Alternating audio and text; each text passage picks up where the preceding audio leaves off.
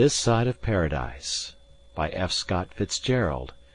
Book 1, Chapter 2, entitled Spires and Gargoyles. At first Amory noticed only the wealth of sunshine creeping across the long, green swards, dancing on the leaded window panes, and swimming around the tops of spires and towers and battlemented walls. Gradually he realized that he was really walking up University Place, self-conscious about his suitcase, developing a new tendency to glare straight ahead when he passed anyone. Several times he could have sworn that men turned to look at him critically. He wondered vaguely if there was something the matter with his clothes, and wished he had shaved that morning on the train. He felt unnecessarily stiff and awkward among these white-flannelled, bare-headed youths, who must be juniors and seniors, judging from the savoir-faire with which they strolled.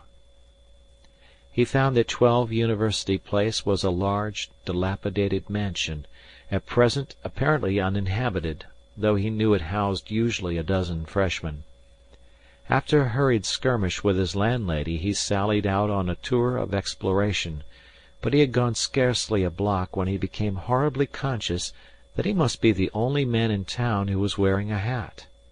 He returned hurriedly to 12 University, left his derby, and, emerging bareheaded, loitered down Nassau Street, stopping to investigate a display of athletic photographs in a store window, including a large one of Allenby, the football captain, and next attracted by the sign "Jigger's Shop" over a confectionery window. This sounded familiar, so he sauntered in and took a seat on a high stool. "Chocolate sundae," he told a colored person. "Double chocolate jigger? Anything else?" "Why, yes." "Bacon bun?" "Why, yes." He munched 4 of these, finding them of pleasing savor, and then consumed another double chocolate jigger before ease descended upon him. After a cursory inspection of the pillow-cases, leather pennants, and Gibson girls that lined the walls, he left, and continued along Nassau Street with his hands in his pockets.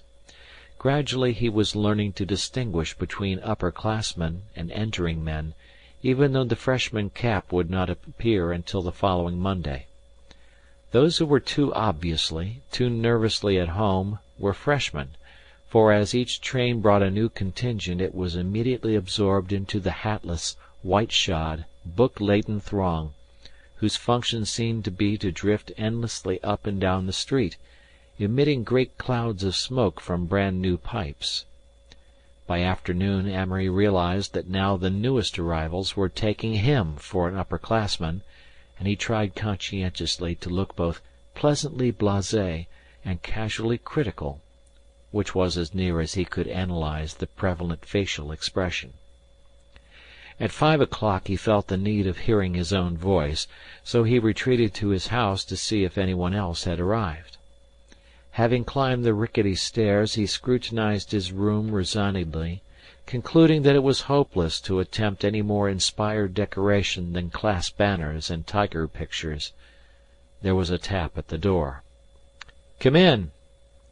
A slim face with gray eyes and a humorous smile appeared on the doorway. "Got a hammer?" "No, sorry. Maybe Mrs. 12, or whatever she goes by, has one." The stranger advanced into the room. "You an inmate of this asylum?" Amory nodded. "Awful barn for the rent we pay." Amory had to agree that it was. "I thought of the campus," he said, "but they say there's so few freshmen that they're lost. Have to sit around and study for something to do." The gray-eyed man decided to introduce himself. "My name's Holliday." "Blaine's my name." They shook hands with a fashionable low swoop. Amory grinned. "Where'd you prep?" "Andover. Where did you?" "St. Regis's." "Oh, did you? I had a cousin there." They discussed the cousin thoroughly, and then Holliday announced that he was to meet his brother for dinner at 6. "Come along and have a bite with us." All right. At the Kenilworth, Amory met Byrne Holiday.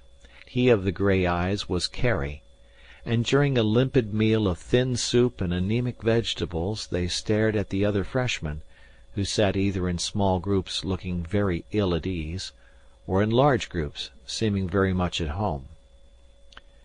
"I hear Commons is pretty bad," said Amory. "That's the rumour, but you've got to eat there, or pay anyways." "Crime." "Imposition." "Oh, at Princeton you've got to swallow everything the first year. It's like a damned prep school." Amory agreed. "A lot of pep, though," he insisted. "I wouldn't have gone to Yale for a million." "Me either." "You going out for anything?" inquired Amory of the elder brother. Not me. Byrne here is going out for the Prince. The Daily Princetonian, you know." "Yes, I know." "You going out for anything?" "Why, yes. I'm going to take a whack at freshman football." "Play at St. Regis's?" "Some," admitted Amory depreciatingly. "But I'm getting so damn thin." "You're not thin." "Well, I used to be stocky last fall." "Oh." After supper they attended the movies, where Amory was fascinated by the glib comments of a man in front of him, as well as by the wild yelling and shouting. "Yo-ho!" "Oh, honey baby, you're so big and strong, but oh, so gentle." "Clinch." "Oh, Clinch." "Kiss her. Kiss that lady, quick." "Oh." A group began whistling "By the Sea," and the audience took it up noisily. This was followed by an indistinguishable song that included much stamping, and then by an endless, incoherent dirge. "Oh, she works in a jam factory, and that may be all right, but you can't fool me, for I know damn well that she don't make jam all night. Oh." As they pushed out, giving and receiving curious impersonal glances, Amory decided that he liked the movies, wanted to enjoy them as the row of upperclassmen in front had enjoyed them, with their arms along the backs of the seats, their comments Gaelic and caustic, their attitude a mixture of critical wit and tolerant amusement. "Want a sundae? I mean a jigger?" asked Carey. "Sure." They suppered heavily and then, still sauntering, eased back to 12. "Wonderful night." "It's a whiz." "You men going to unpack?" "Guess so. Come on, Byrne." Amory decided to sit for a while on the front steps, so he bade them good night. The great tapestries of trees had darkened to ghosts back at the last edge of twilight. The early moon had drenched the arches with pale blue, and weaving over the night, in and out of the gossamer rifts of moon, swept a song with more than a hint of sadness, infinitely transient, infinitely regretful. He remembered that an alumnus of the '90s had told him of one of Booth Tarkington's amusements, standing in mid-campus in the small hours and singing tenor songs to the stars, arousing mingled emotions in the couched undergraduates according to the sentiment of their moods. Now, far down the shadowy line of University Place, a white-clad phalanx broke the gloom, and marching figures, white-shirted, white-trousered, swung rhythmically up the street, with linked arms and heads thrown back. "Going back! Going back! Going back to Nassau Hall! Going back! Going back! To the best old place of all! Going back! Going back! From all this earthly ball! We'll clear the track as we go back, going back to Nassau Hall." Amory closed his eyes as the ghostly procession drew near. The song soared so high that all dropped out except the tenors, who bore the melody triumphantly past the danger point and relinquished it to the fantastic chorus. Then Amory opened his eyes, half afraid that sight would spoil the rich illusion of harmony. He sighed eagerly. There at the head of the white platoon marched Allenby, the football captain, slim and defiant, as if aware that this year the hopes of the college rested on him, that his 160 pounds were expected to dodge to victory through the heavy blue and crimson lines. Fascinated, Amory watched each rank of linked arms as it came abreast, the faces indistinct above the polo shirts, the voices blent in a paean of triumph, and then the procession passed through shadowy Campbell Arch, and the voices grew fainter as it wound eastward over the campus. The minutes passed, and Amory sat there very quietly. He regretted the rule that would forbid freshmen to be outdoors after curfew, for he wanted to ramble through the shadowy scented lanes, where Witherspoon brooded like a dark mother over Wig and Cleo, her attic children, where the black Gothic snake of Little curled down to Cuyler and Patton, these in turn flinging the mystery out over the placid slope rolling to the lake. Princeton of the daytime filtered slowly into his consciousness, West and Reunion, redolent of the '60s, 79 Hall, brick-red and arrogant, Upper and Lower Pine, aristocratic Elizabethan ladies not quite content to live among shopkeepers, and, topping all, climbing with clear blue aspiration, the great dreaming spires of Holder and Cleveland Towers. From the first he loved Princeton, its lazy beauty, its half-grasped significance, the wild moonlight revel of the rushes, the handsome, prosperous, big-game crowds, and under it all the air of struggle that pervaded his class. From the day when, wild-eyed and exhausted, the jerseyed freshmen sat in the gymnasium and elected someone from Hill's School class president, a Lawrenceville celebrity vice president, a hockey star from St. Paul's secretary, up until the end of sophomore year, it never ceased, that breathless social system, that worship, seldom named, never really admitted, of the bogey big man. First it was schools, and Amory, alone from St. Regis's, watched the crowds form and widen and form again. St. Paul's, Hill, Pomfret, eating at certain tacitly reserved tables in commons, dressing in their own corners of the gymnasium, and drawing unconsciously about them a barrier of the slightly less important but socially ambitious to protect them from the friendly, rather puzzled high school element. From the moment he realized this, Amory resented social barriers as artificial distinctions made by the strong to bolster up their weak retainers and keep out the almost strong. Having decided to be one of the gods of the class, he reported for freshman football practice, but in the second week, playing quarterback, already paragraphed in corners of the Princetonian, he wrenched his knee seriously enough to put him out for the rest of the season. This forced him to retire and consider the situation. 12 Univ housed a dozen miscellaneous question marks. There were 3 or 4 inconspicuous and quite startled boys from Lawrenceville, 2 amateur wild men from a New York private school Carrie Holiday christened them the plebeian drunks, a Jewish youth, also from New York, and, as compensation for Amory, the 2 Holidays, to whom he took an instant fancy. The Holidays were rumored twins, but really the dark-haired one, Carrie, was a year older than his blond brother, Byrne. Carrie was tall, with humorous gray eyes and a sudden attractive smile. He became at once the mentor of the house, reaper of ears that grew too high, censor of conceit, vendor of rare satirical humor. Amory spread the table of their future friendship with all his ideas of what college should and did mean.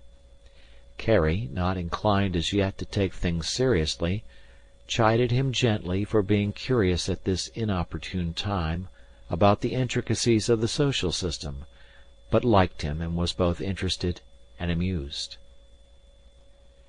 Byrne, fair-haired, silent and intent, appeared in the house only as a busy apparition, gliding in quietly at night and off again in the early morning to get up his work in the library.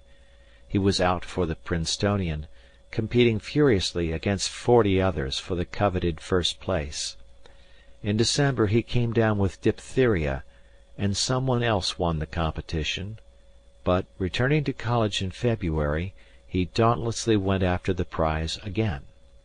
Necessarily, Amory's acquaintance with him was in the way of 3-minute chats, walking to and from lectures, so he failed to penetrate Burns's one absorbing interest and find what lay beneath it.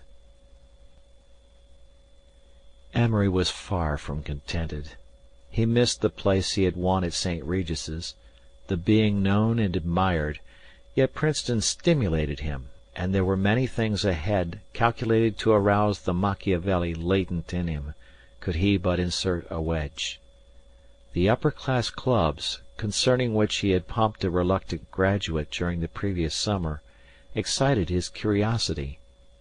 Ivy, detached and breathlessly aristocratic; Cottage, an impressive melange of brilliant adventurers and well-dressed philanderers; Tiger Inn, broad-shouldered and athletic, vitalized by an honest elaboration of prep school standards; Cap and Gown, anti-alcoholic, faintly religious and politically powerful; Flamboyant Colonial, Literary Quadrangle, and the dozen others, varying in age and position. Anything which brought an underclassman into too glaring a light was labeled with the damning brand of "running it out." The movies thrived on caustic comments, but the men who made them were generally running it out. Talking of clubs was running it out. Standing for anything very strongly, as for instance drinking parties or teetotaling, was running it out. In short, being personally conspicuous was not tolerated, and the influential man was the non-committal man, until at club elections in sophomore year every one should be sewed up in some bag for the rest of his college career. Amory found that writing for the Nassau Literary Magazine would get him nothing, but that being on the board of the Daily Princetonian would get anyone a good deal. His vague desire to do immortal acting with the English Dramatic Association faded out when he found that the most ingenious brains and talents were concentrated upon the Triangle Club, a musical comedy organization that every year took a great Christmas trip. In the meanwhile, feeling strangely alone and restless in Commons, with new desires and ambitions stirring in his mind, he let the first term go by between an envy of the embryo successes and a puzzled fretting with Carrie as to why they were not accepted immediately among the elite of the class. Many afternoons they lounged in the windows of 12 Univ and watched the class pass to and from Commons, noting satellites already attaching themselves to the more prominent, watching the lonely Grind with his hurried step and downcast eye, envying the happy security of the big school groups. "We're the damned middle class, that's what," he complained to Carrie one day as he lay stretched out on the sofa, consuming a family of Fatimas with contemplative precision. "Well, why not? We came to Princeton so we could feel that way toward the small colleges. Have it on them. More self-confidence, dress better, cut a swath." "Oh, it isn't that I mind the glittering caste system," admitted Amory. "I like having a bunch of hot cats on top. But gosh, Carrie, I've got to be one of them." "But just now, Amory, you're only a sweaty bourgeois." Amory lay for a moment without speaking. "I won't be long," he said finally. "But I hate to get anywhere by working for it. I'll show the marks, don't you know." "Honorable scars." Carrie craned his neck suddenly at the street. "There's Langueduc, if you want to see what he looks like, and Humbird just behind." Amory rose dynamically and sought the windows. "Oh," he said, scrutinizing these worthies, "Humbird looks like a knockout, but this Langueduc, He's the rugged type, isn't he? I distrust that sort. All diamonds look big in the rough." "Well," said Carey, as the excitement subsided, "you're a literary genius. It's up to you." "I wonder." Amory paused.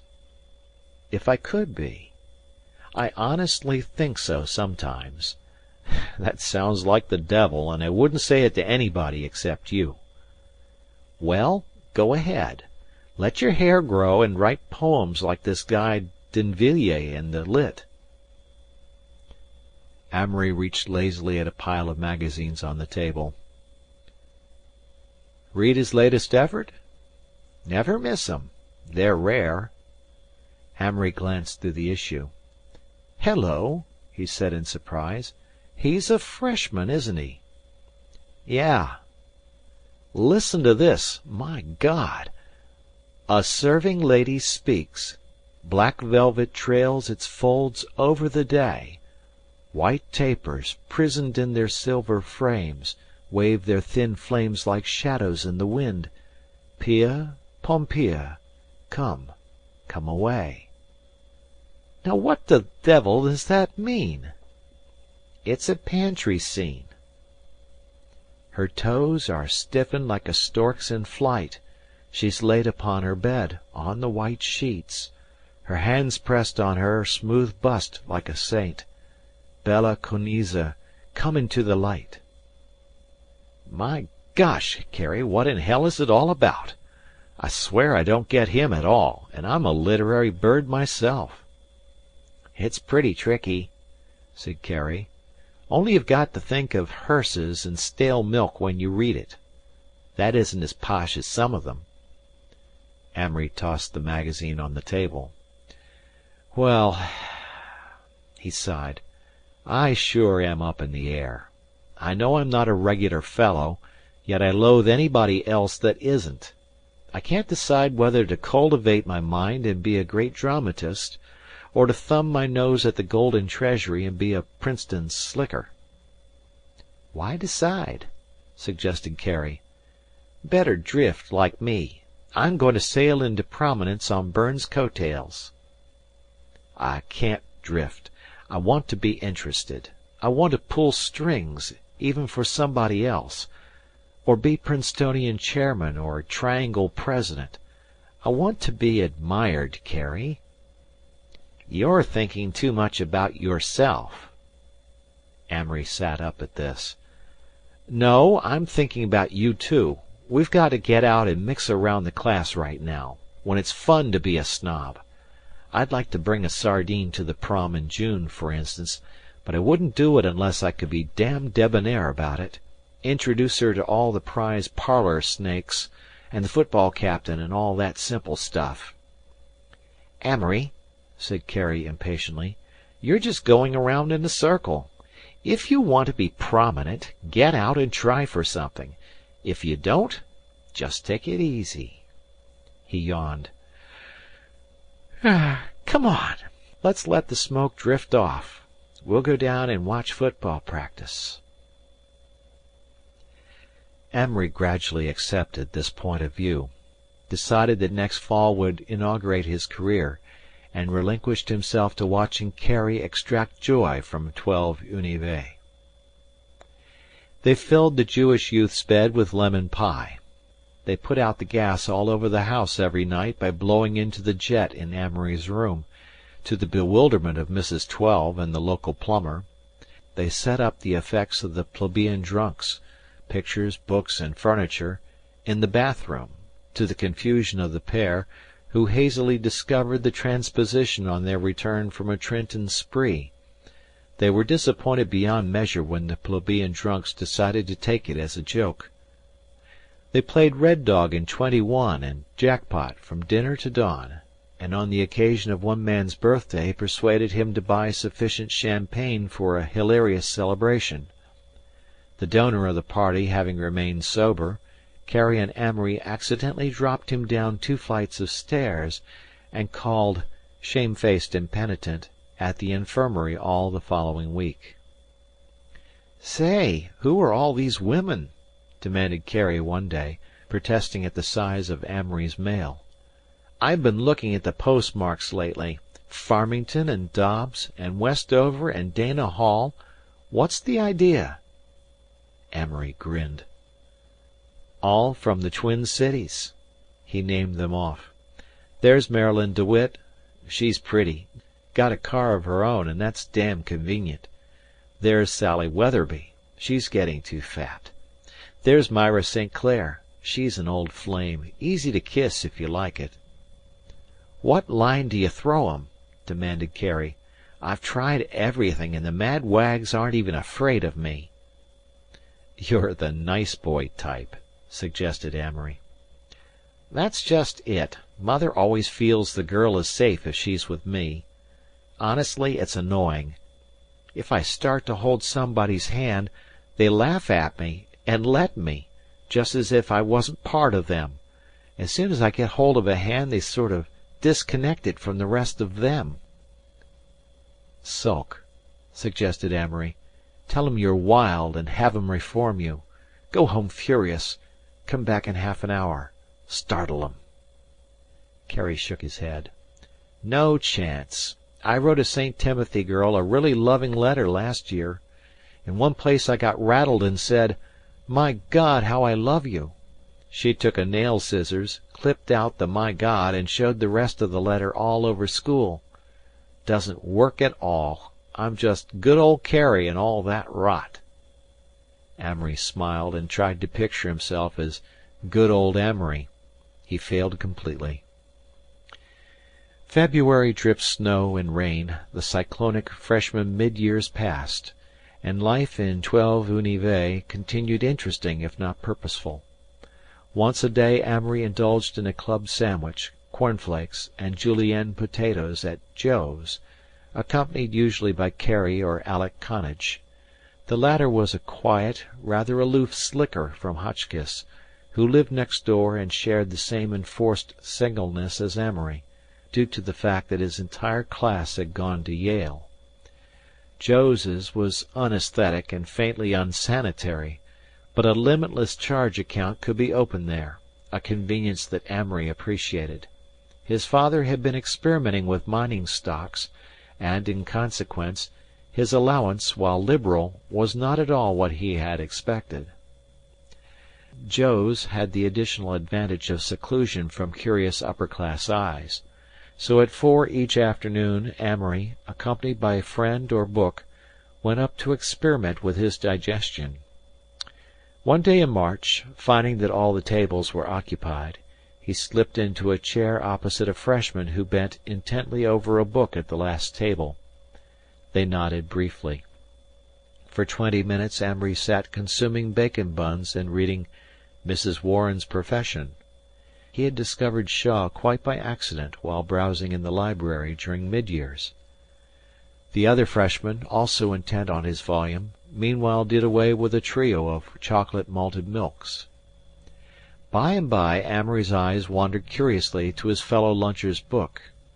He spelled out the name and title upside down, Marpessa, by Stephen Phillips. This meant nothing to him, his metrical education having been confined to such Sunday classics as Come into the Garden, Maud, and what morsels of Shakespeare and Milton had been recently forced upon him. Moved to address his vis-à-vis, he simulated interest in his book for a moment, and then exclaimed aloud as if involuntarily, "Ha! Great stuff!" The other freshman looked up, and Amory registered artificial embarrassment. "Are you referring to your bacon buns?" His cracked, kindly voice went well with the large spectacles and the impression of a voluminous keenness that he gave. "No," Amory answered. "I was referring to Bernard Shaw." He turned the book around in explanation. "I've never read any Shaw. I've always meant to." The boy paused and then continued. "Did you ever read Stephen Phillips, or do you like poetry?" "Yes, indeed," Amory affirmed eagerly. "I've never read much of Phillips, though." He had never heard of any Phillips except the late David Graham. "It's pretty fair, I think. Of course, he's a Victorian." They sallied into a discussion of poetry, in the course of which they introduced themselves, and Amory's companion proved to be none other than that awful highbrow, Thomas Parke D'Invilliers, who signed the passionate love poems in the Lit. He was perhaps 19, with stooped shoulders, pale blue eyes, and, as Amory could tell from his general appearance, without much conception of social competition and such phenomena of absorbing interest. Still, he liked books, and it seemed forever since Amory had met any one who did, if only that St. Paul's crowd at the next table would not mistake him for a bird too, he would enjoy the encounter tremendously. They didn't seem to be noticing, so he let himself go, discussed books by the dozens, books he had read about, books he had never heard of, rattling off lists of titles with the facility of a Brentano's clerk. D'Invilliers was partially taken in and wholly delighted. In a good-natured way he had almost decided that Princeton was 1 part deadly Philistines and 1 part deadly grinds, and to find a person who could mention Keats without stammering, yet evidently washed his hands, was rather a treat. "Ever read any Oscar Wilde?" he asked. "No. Who wrote it?" "It's a man, don't you know?" "Oh, surely." A faint chord was struck in Amory's memory. "Wasn't the comic opera Patience written about him?" "Yes, that's the fellow. I've just finished a book of his, The Picture of Dorian Gray, and I certainly wish you'd read it. You'd like it. You can borrow it if you want to." "Why, I'd like it a lot, thanks." "Don't you want to come up to the room? I've got a few other books." Amory hesitated, glanced at the St. Paul's group. One of them was the magnificent Exquisite Humbird, and he considered how determinate the addition of this friend would be. He never got to the stage of making them and getting rid of them. He was not hard enough for that. So he measured Thomas Parke D'Invilliers' undoubted attractions and value against the menace of cold eyes behind tortoise-rimmed spectacles that he fancied glared from the next table. "Yes, I'll go." So he found Dorian Gray, and the mystic and sombre Dolores, and the Belle Dame sans Merci. For a month was keen on naught else.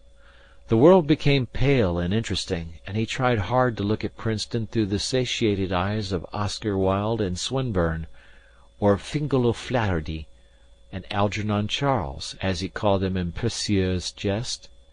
He read enormously every night. Shaw, Chesterton, Barrie, Pinero, Yeats, Synge, Ernest Dowson, Arthur Symons, Keats, Sudermann, Robert Hugh Benson, the Savoy operas, just a heterogeneous mixture, for he suddenly discovered that he had read nothing for years. Tom D'Invilliers became at first an occasion rather than a friend. Amory saw him about once a week, and together they gilded the ceiling of Tom's room and decorated the walls with imitation tapestry, bought at an auction, tall candlesticks and figured curtains. Amory liked him for being clever and literary without effeminacy or affectation. In fact, Amory did most of the strutting, and tried painfully to make every remark an epigram, than which, if one is content with ostensible epigrams, there are many feats harder. 12 Univet was amused. Carrie read Dorian Gray and simulated Lord Henry, following Amory about, addressing him as Dorian, and pretending to encourage in him wicked fancies and attenuated tendencies to ennui. When he carried it into Commons, to the amazement of the others at table, Amory became furiously embarrassed, and after that made epigrams only before D'Invilliers or a convenient mirror. One day Tom and Amory tried reciting their own and Lord Dunsany's poems to the music of Carrie's gramophone. "Chant!" cried Tom. "Don't recite. Chant!" Amory, who was performing, looked annoyed, and claimed that he needed a record with less piano in it. Carrie thereupon rolled on the floor in stifled laughter. "Put on hearts and flowers!" he howled. "Oh, my Lord, I'm going to cast a kitten!" "Shut off the damned gramophone!" Amory cried, rather red in the face. "I'm not giving an exhibition." In the meanwhile Amory delicately kept trying to awaken a sense of the social system in D'Invilliers, for he knew that this poet was really more conventional than he, and needed merely watered hair, a smaller range of conversation, and a darker brown hat to become quite regular. But the liturgy of Livingstone collars and dark ties fell on heedless ears. In fact, D'Invilliers faintly resented his efforts, so Amory confined himself to calls once a week, and brought him occasionally to 12 Univ. This caused mild titters among the other freshmen, who called them Dr. Johnson and Boswell. Alec Connage, another frequent visitor, liked him in a vague way, but was afraid of him as a highbrow. Carey, who saw through his poetic patter to the solid, almost respectable depths within, was immensely amused, and would have him recite poetry by the hour, while he lay with closed eyes on Amory's sofa and listened. "Asleep? Or waking is it? For her neck kissed over close wears yet a purple speck wherein the pained blood falters and goes out. Soft, and stung softly, fairer for a fleck." "That's good," Carey would say softly. "It pleases the elder Holliday. That's a great poet, I guess." Tom, delighted at an audience, would ramble through the Poems and Ballades until Carey and Amory knew them almost as well as he. Amory took to writing poetry on spring afternoons, in the gardens of the big estates near Princeton, while swans made effective atmosphere in the artificial pools, and slow clouds sailed harmoniously above the willows. May came too soon, and suddenly unable to bear walls, he wandered the campus at all hours through starlight and rain. End of Part 1, Chapter 2.